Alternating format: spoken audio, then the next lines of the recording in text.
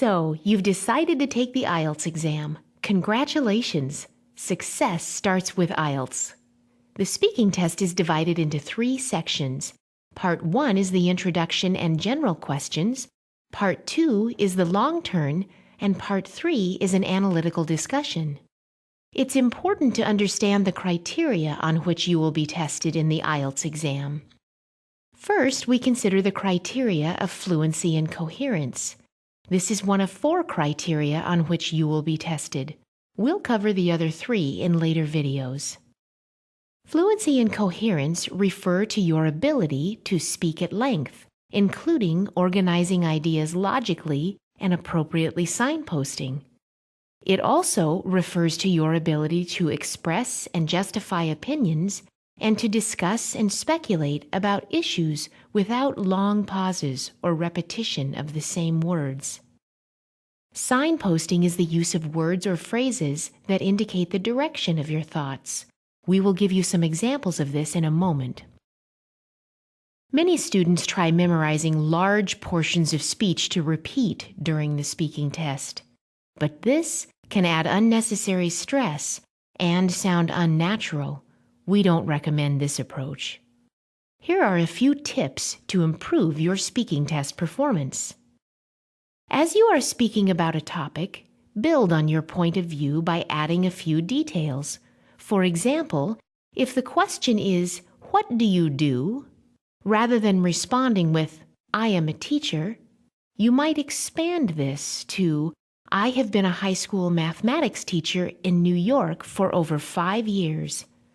For Part 2 of the test, use the bullet points on the task card to help you structure your long turn and make notes in the 1 minute that's given using key words. In Part 3 particularly, it is important to develop your answers and to speak at length.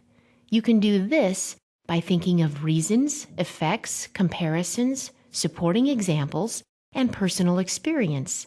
Just make sure you are signposting what you say. For example, discussing excessive TV watching, you might mention reasons, increasing numbers of TV channels compared to a generation ago, and the popularity of TV characters. Effects, increasing obesity levels, eyesight problems, and other health issues. Experience, my nephew watches nothing except cartoons. He will not study. Here are some examples of signposting for Part 3 of the test. Compare-contrast. In my view, there are 2 main differences. Responding to a point. Yes, I agree because, or I'm not sure I agree with that. You see, speculating on the future. I think we'll probably see a lot of, or maybe there'll be more, or it's unlikely that we will have. Practice is the key to increasing your fluency. There are no shortcuts. Practice using English in everyday communication as much as you can. Record yourself talking about different subjects. Then play it back and listen for linking expressions, hesitation, words you may be repeating, and times when your speech is slow. This will help improve your fluency. The assessment criteria is the only thing on which you will be tested.